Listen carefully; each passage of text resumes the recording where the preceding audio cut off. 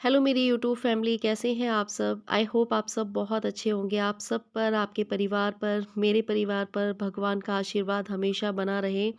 आप सभी को मेरी तरफ से राधे राधे, जय श्री श्याम। हो रहा है मॉर्निंग का टाइम और मेरी पूजा पाठ हो चुकी है। और आज ना पापा के जाने के बाद ना पंडित जी, जब पापा की 13वीं हुई थी तो पंडित जी ने बोला था कि 18वें दिन ना एक पंडित को भोजन कराना है, तो आज मैं वही करा रही हूँ। वैसे तो जब कोई हमें मतलब चले जाते हैं, उसके बाद क्या होता है कि ना हर महीने ना एक ब्राह्मण को भोजन कराया जाता है। लेकिन 18वें दिन उन्होंने भोजन कराने के लिए बोला था कि ना इससे ना पापा की जो आत्मा है उसको शांति मिलेगी। तो यहाँ पे बस मॉर्निंग में मैं बहुत जल्दी उठ गई थी। परी स्कूल गई थी, वैसे तो आजकल बच्चों की छुट्टियाँ चल रही हैं, लेकिन परी की एक्स्ट्रा क्लासेस चल रही हैं, तो मैंने उसको सुबह, वो सुबह जाती है 8 बजे और उसकी 1 बजे छुट्टी होती है, तो मैंने उसको सुबह जीरा राइस बना के दे दिए थे। और मॉर्निंग के मैंने बहुत सारे काम निपटा दिए थे, लेकिन जो कि मैंने यहाँ पे शेयर नहीं किए हैं। तो फटाफट से मैंने अपना सारे काम निपटाए, नहाया, उसके बाद पूजा पाठ करने के बाद फिर मैं यहाँ पे आ गई खाना बनाने के लिए। छोले मैंने उबाल दिए थे, आलू गोभी की सब्ज़ी मैंने कट कर ली थी, तो यहाँ पे कुकर में मैं बना रही हूँ छोले की सब्ज़ी। और बिना प्याज़ लहसुन के सब्ज़ी बनानी है, क्योंकि पंडित खाएँगे, एक ब्राह्मण भोज कराया जाएगा। तो आप में से काफ़ी सारे सारे लोगों के यहाँ होता होगा। देखो, कहते हैं ना, जाने वाला तो चला जाता है, लेकिन उसके बाद कोई काम रुकता नहीं है, सारे ही काम करने पड़ते हैं।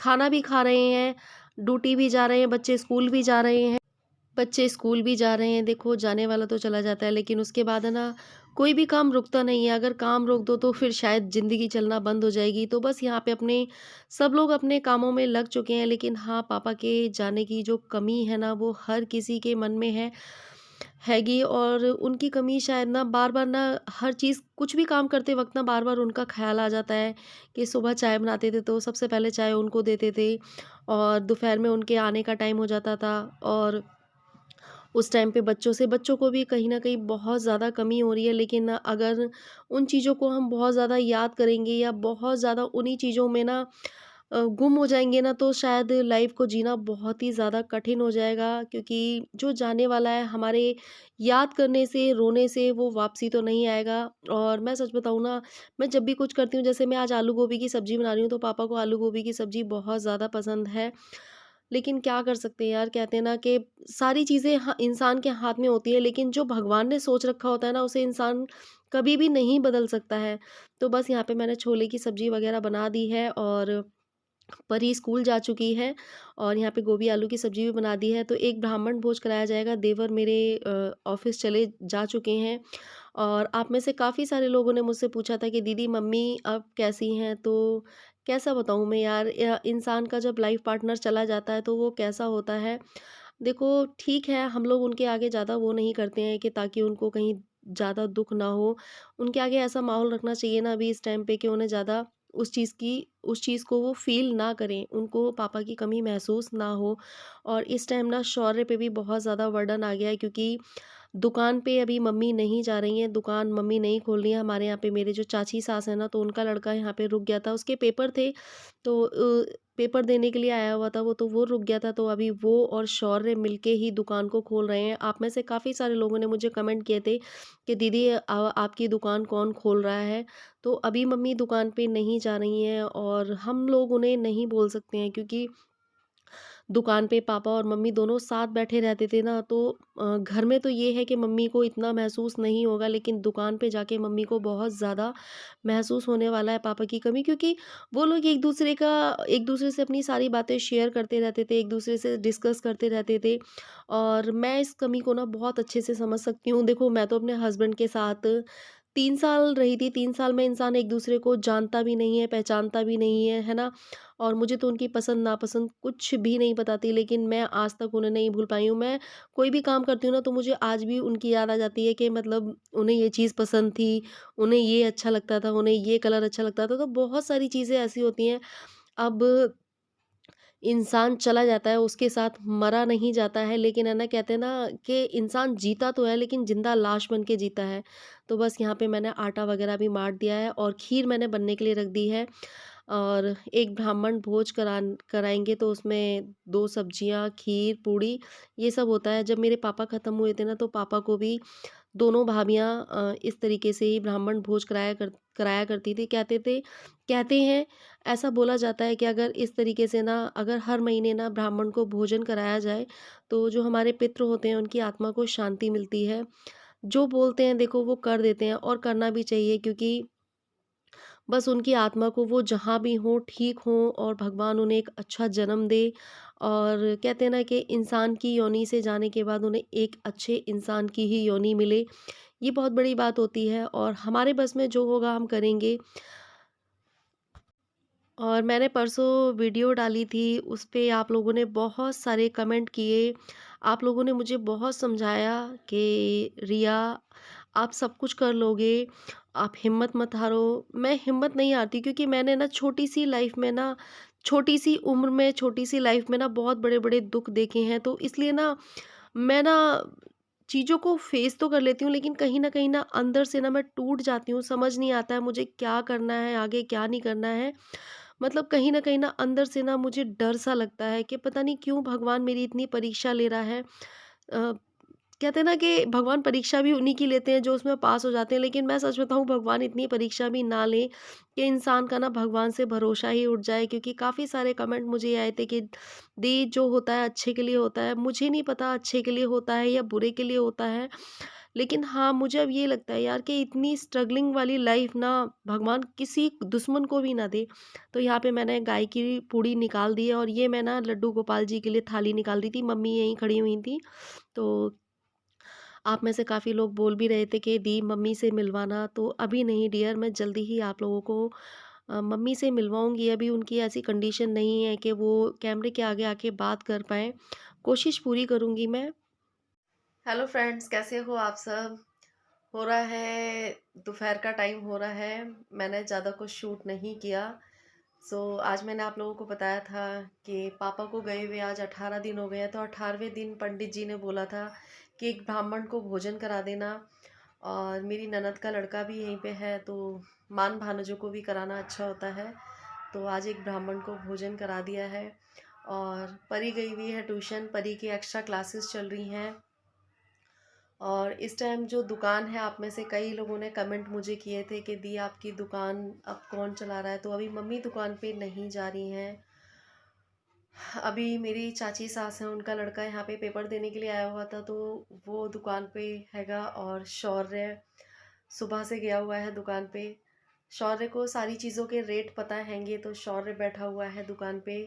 सुबह शौर्य ट्यूशन 1-2 घंटे के लिए पढ़ के आ गया था। और अभी उसके स्कूल भी स्टार्ट नहीं है ना, तो ये है कि थोड़ी सी दुकान पे वो अपना टाइम दे देगा। और अच्छा है, थोड़ी सी रिस्पॉन्सिबिलिटी बच्चे भी समझेंगे अपनी। कहते हैं ना, कभी कभी ऐसा होता है कि छोटी एज में ही रिस्पॉन्सिबिलिटी बहुत सारे लोगों के ऊपर आ जाती है। और मुझे कभी कभी ऐसा लगता है कि उस दिन मेरी सिस्टर मुझसे बोल रही थी कि अब जो बहुत सारी रिस्पॉन्सिबिलिटी है ना, शौर्य पे भी जल्दी आएंगी।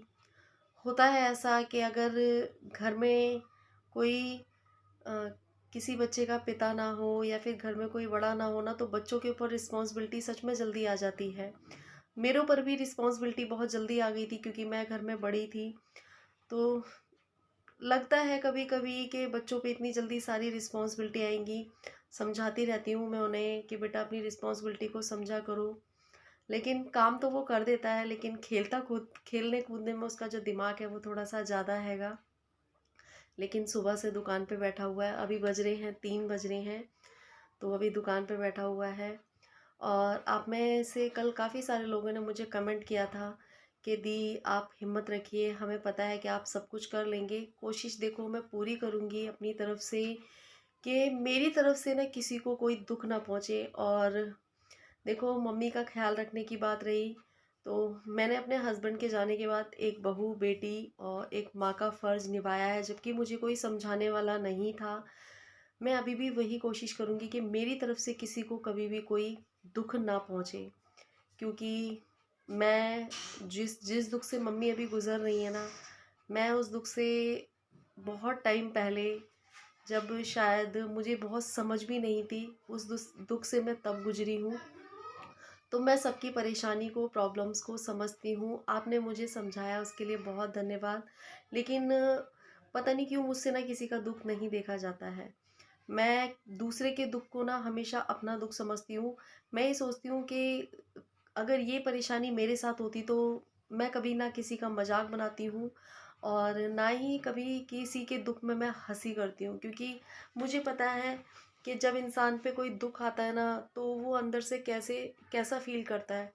मैंने अपनी छोटी सी एज में, छोटी सी उम्र में बहुत सारे दुःख देखे हैं, तो मैं दूसरे की परेशानी को बहुत अच्छे से समझती हूँ। मैं पूरी कोशिश करूँगी कि उम, मम्मी का अपनी तरफ से पूरा ख़्याल रख पाऊँ, लेकिन कभी-कभी ऐसा होता है ना कि एक बहू शायद एक बेटी जितना नहीं कर सकती है। ऐसा होता है कुछ रिश्तों में कि बहू चाहे कितना भी कुछ भी कर ले, लेकिन शायद एक बेटी की कमी पूरी नहीं कर सकती है।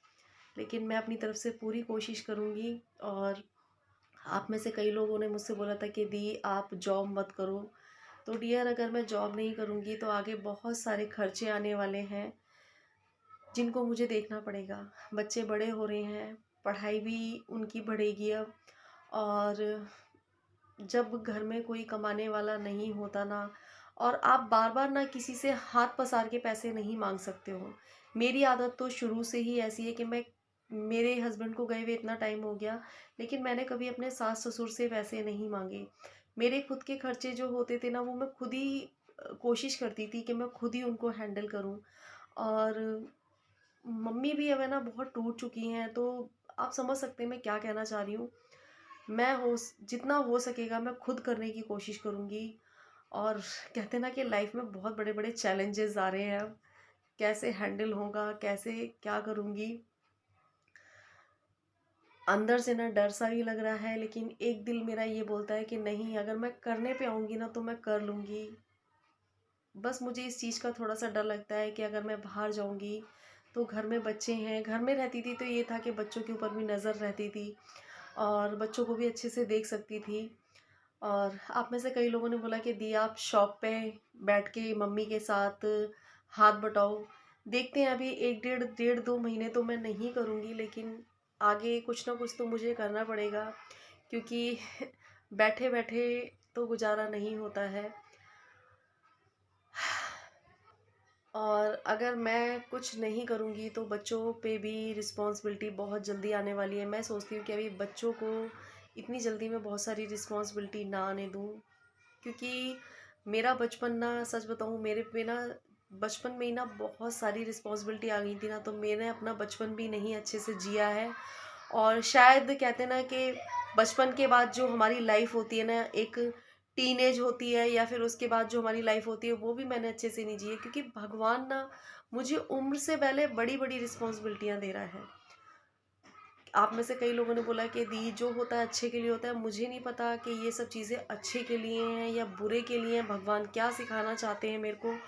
लेकिन हाँ, मैं ये कहती हूँ कि भगवान इतनी इतने सारे दुख ना किसी दुश्मन को भी ना दे। कभी कभी ना मैं सच में बहुत हार जाती हूँ। मैं दूसरों को समझाती हूँ, कई लोग मुझे कमेंट कर रहे थे कि दी आप दूसरों को मोटिवेट करते हो, आप हिम्मत नहीं हार सकते हो। मैं भी ना इंसान हूँ, मुझे भी दुख होता है, दर्द होता है, और मुझे भी ना रोना आता है। और मैं किसी के कंधे पे सर रख के भी नहीं रो सकती, किसी से अपनी परेशानियों को शेयर भी नहीं कर सकती हूँ कि मुझे अंदर से क्या फील हो रहा है। मतलब मेरे दिमाग में क्या क्या टेंशनें चल रही हैं, क्या कहूँ मैं, क्या कहूँ किससे, समझ नहीं आता है मुझे।